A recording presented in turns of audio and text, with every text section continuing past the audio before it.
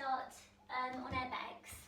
So if it's alright, the soles of your feet flat to the floor, your knees are bent. So space between your knees and space between your ankles is always a good position to start with, because when our knees are bent, it relaxes the muscles of the abdomen, and then that relaxes the diaphragm, big muscle underneath the ribs that initiates breathing. And when the diaphragm is relaxed, then our breath is easier. We breathe more deeply with less effort. So ultimately that will give us health. If effortless breathing is a healthy breath. So when our abdominal muscles are relaxed in this position with the legs, we're able to breathe a little bit more quietly, easily. So just coming into contact with your breath just as it is. So your hands can rest perhaps on the base of the ribs or the belly. And underneath your hands, just feeling your breath as it arrives. Underneath your hands, feeling your breath as it leaves. So can we somehow be aware that there's nothing else to do? It's fine just to be here and breathe.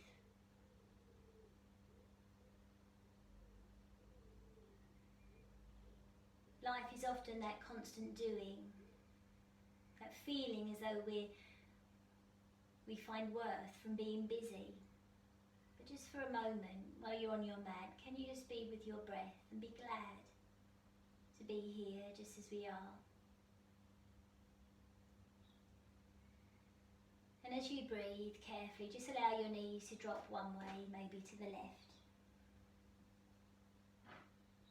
Noticing how your breath changes in your body. Can you lift the right, if the knees have dropped to the left, can you lift the right shoulder up and down a few times, or just opposite shoulder, just to ease into that part of you. And as the shoulder just drops, roll your head from side to side. And if it's okay, roll your head to the right, in the opposite direction to the knees.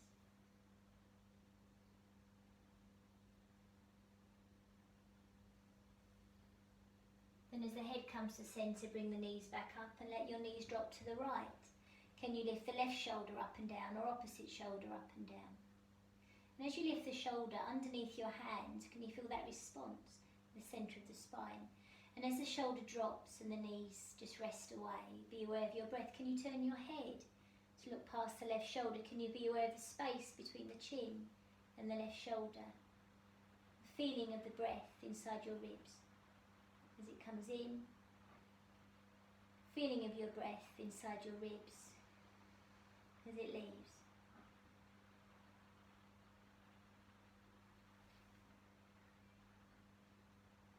And then just come back to centre.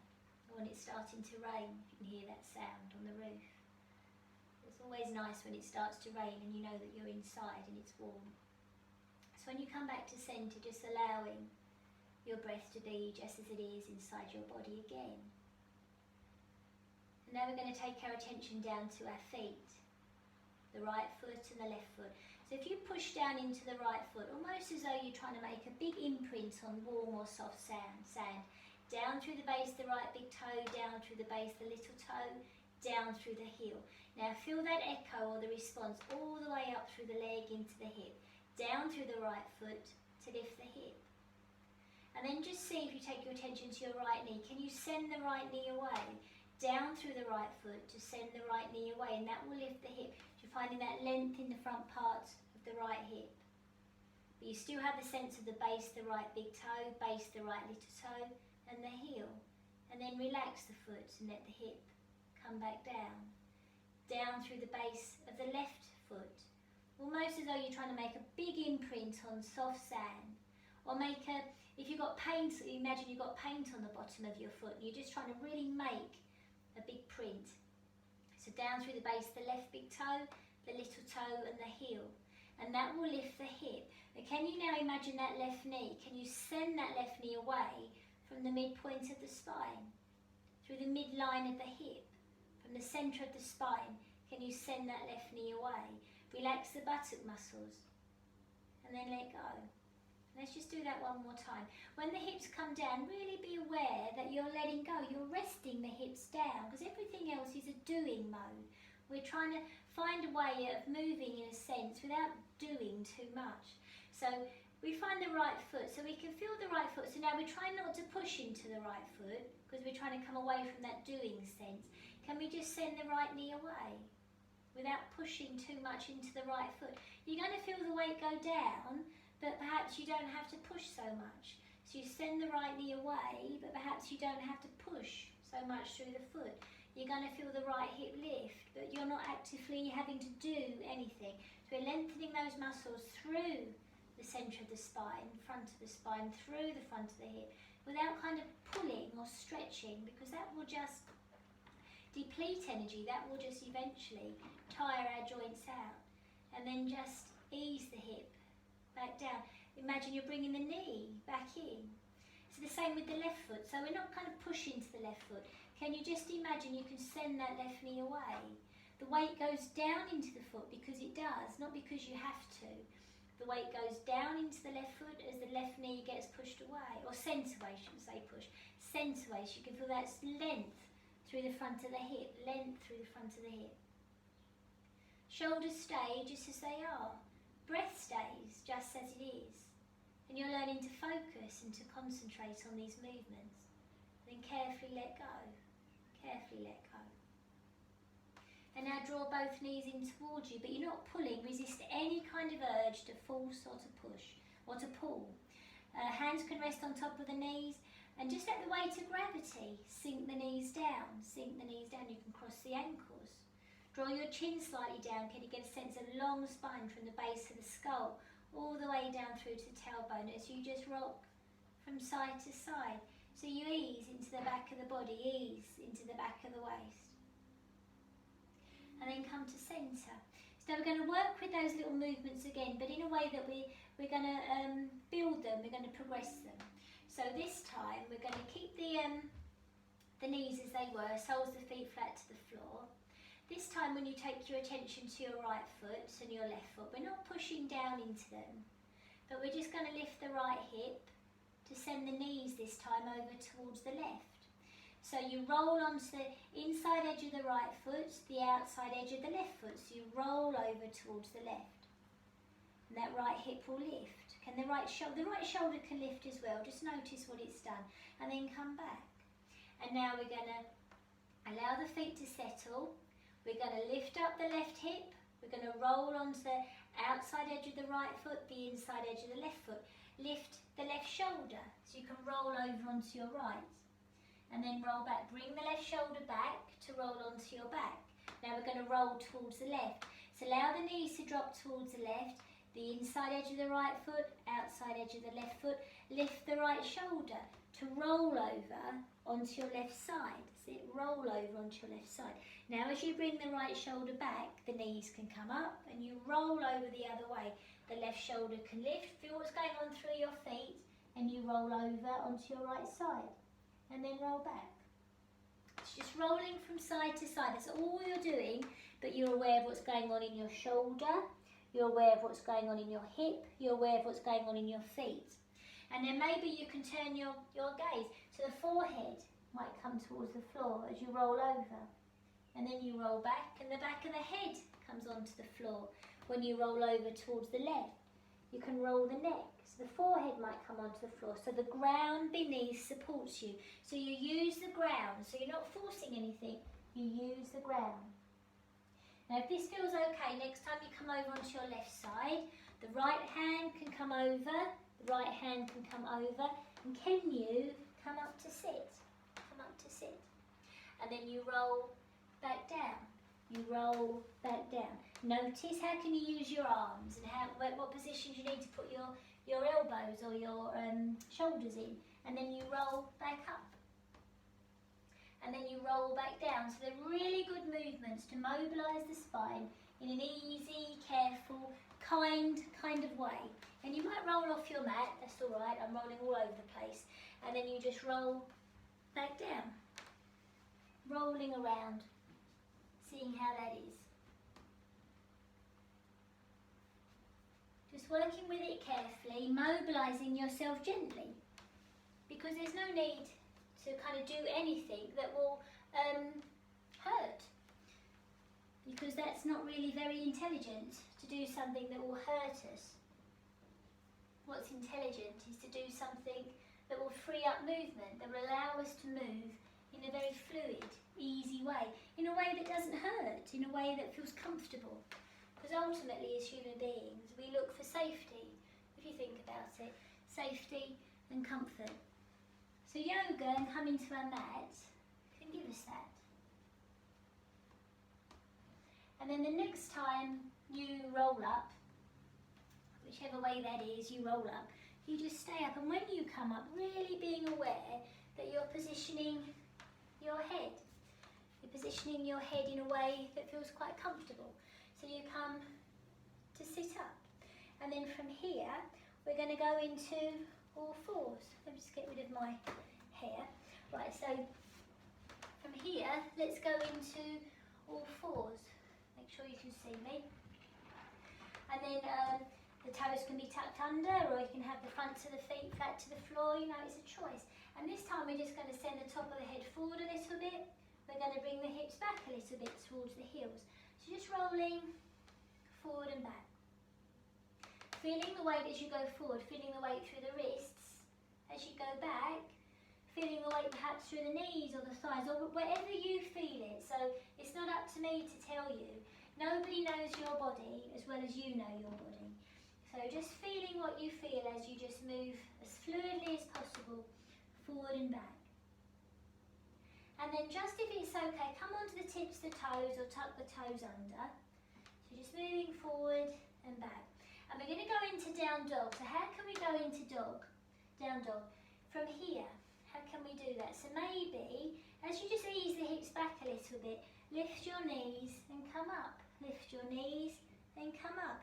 You can lift up one heel at a time or bend one knee at a time, because we're moving. We're not being static with these little movements at the moment. We're just finding a way of mobilising.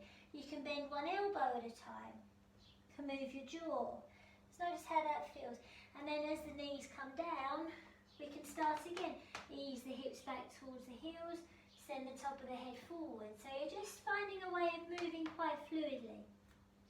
Try not to push into the hands, try not to push into the feet.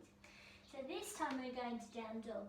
When you come back to centre, imagine the back of the waist being drawn up to lift the knees, to widen the shoulders, to let go of the head, to send the heels as far, far away from the wrists as possible. Really have that sense of inside underneath the ribs. Can we have that sense of coming up, away from the floor? And then when you're ready, and you bring the knees down, can ease the hips back towards the heels, and the elbows will come down, just easing down.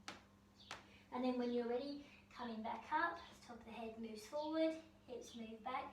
So just kind of easing into it. So then, you know, being being movable.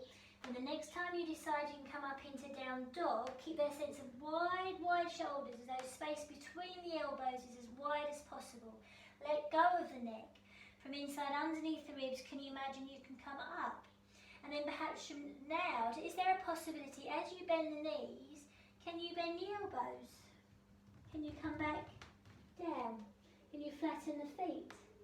Can you bring the forehead towards the floor? And just seeing how that feels. And then we're just going to take the hands a little bit further forward. And this time, draw the chin in, or the gaze can be down.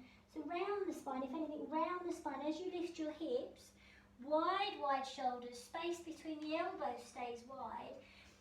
The gaze is down towards the floor. As you just take the forward, or the top of the head forward, past the hands, and then just as the pelvis drops ever so slightly, your gaze can go forward. Wide shoulders. But it may always have that sense you're not just pushing the pelvis down. There's always a feeling of from the knees you can move forward through the knees, right up through to the base of the skull or the top of the neck. And then carefully ease your hips back towards your heels. The gaze is towards the knees, wide shoulders. From inside, underneath the ribs, always have a sense of the centre of the spine. And as you now send the top of the head forward, imagine the wrists or the fingertips can be drawn back towards the shoulders, down through the front of the feet to allow the upper part of the spine to come up away from the floor, to allow the pelvis to widen, base of the spine heavy, rest down, but that movement down through the fronts of the feet releases the weight of the pelvis to allow the gaze to be forward. Wide, wide shoulders. And remember, the neck connects all the way down through to the muscles between the shoulder blades. And then from here, come onto the tips of the toes to lift the knees, to come up into down dog. Wide shoulders, wide shoulders. From inside underneath the ribs, there's a feeling of coming up. And as stealthy and as quiet as possible, as you soften the knees, can you walk your hands back towards the feet, soft, soft knees, round, round spine, and come up to stand. Right, well done. So we come up to stand. So from here, soft knees, and we're just going to circle the pelvis, circle the pelvis, circle, circle, circle. So you feel that movement through the feet. It's always one of those, I always kind of like doing this. So you find the feet, to find that connection from the feet, soft knees, to the pelvis, to the spine. And then maybe if it's possible, we can start to turn the upper part of the spine. So the knees are soft, you're not necessarily circling, you're just moving the arms from side to side, knowing that as you twist through the upper part of the spine, your gaze follows, your gaze follows, your gaze follows. So now, if we carefully try to go into Trikonasana in this kind of way, when we take the right foot forward, we can feel the whole weight through the base of the toes, the whole weight through the heels, and we can, if you soften the knees, again, just rock or rotate from side to side, rotate from side to side, and then maybe just rotate towards the right side, and the left hand can rest on the right hip, the right hand can come to rest behind, and you can just go forward softly, softly, softly. Then come up, and now we're going to turn the opposite direction, so the right hand can go on the left hip, the left hand can turn behind, and we're going to go forward. Come back up, swap hands, the left hand on the right hip, right hand behind, and we're going to go forward. Your knees are going forward, the spine is going forward. The heels connect you, stabilise you to the ground. Come back up, the right hand can rest on the left hip, left hand can rest behind, and you go forward. And let's just do that on the other side. So step back, left foot goes forward, left foot goes forward. So you've got the outside edge of the foot, the inside edge of the foot. So you have an arch as well. So you can rock or circle around a little bit, if you like, and then stop, but still have that sense that there's always a possibility that you can move. The right hand can rest on the left hip, the left hand can rest behind, so then you might have a sense that you're turning from the centre of the spine, and you can go forward. The knees are going forward, the knees are going forward. The gaze will go wherever feels comfortable with your neck. Come back up, the left hand can rest on the right hip, right hand can rest behind. Feel the outside edge of the feet, the outside edge of the thighs even, outside edge of the hips. So when we start to move forward, keep that sense of space between the thighs. So the knees are going forward, not together. The front heel and the back heel connect you. Maybe your gaze can turn to look up towards the ceiling. And maybe just do that one more time each side. So with the left foot forward, the right hand can rest on the left hip, the left hand can rest behind. So we find that turn from the centre of the spine, and then we can go forward. The knees are moving forward. The knees are moving forward as the top of the head moves forward. The gaze might turn up, but only if it feels comfortable. And then come up and then swap sides. The left hand rests on the right hip, right hand behind, and we go forward. And we come up. So your feet stabilise you, whether you're lying on your back or you're standing up. Right, so let's just go again. So the right foot steps forward. The left hand can rest on the right hip, the right hand can rest behind. So you have, without moving or anything, but just feeling that whole sense of, it's that idea, isn't it, that outwardly we're static, but on the inside we're always moving because we're breathing. Organs are always functioning because they have to. So even though on the outside we look still, we're never still. There's movement on the outside, on the inside. The left hand rests on the right hip, right hand rests behind. So this time as you go forward, forward. Now stay exactly as you are, but is there a possibility as the left hand goes down, can the right one go up? And then fold back, still with the right leg forward, the left hand rests, right hand rests on the left hip, left hand goes behind, and then we go forward, top of the head forward, past that front foot. Stay here if that's enough. Is there a possibility of the right hand resting down, or it can rest on the knee or the thigh, right hand unfolds down, left hand unfolds up. And then you can, if you like, just fold back to come to stand. Step back. Make sure you're breathing. Left foot steps forward. So you've got space between the feet, wide, wide hips. Is there a possibility the right hand can rest on the left hip, left hand can rest behind? Now your knees are moving forward. The upper part of the spine is coming up. So as we go forward, can we still keep that sense of space between that front knee and the upper part of the chest? Is there a possibility of allowing the right hand to go down, but not pushing or forcing, because we're turning from inside the spine and the left arm goes up?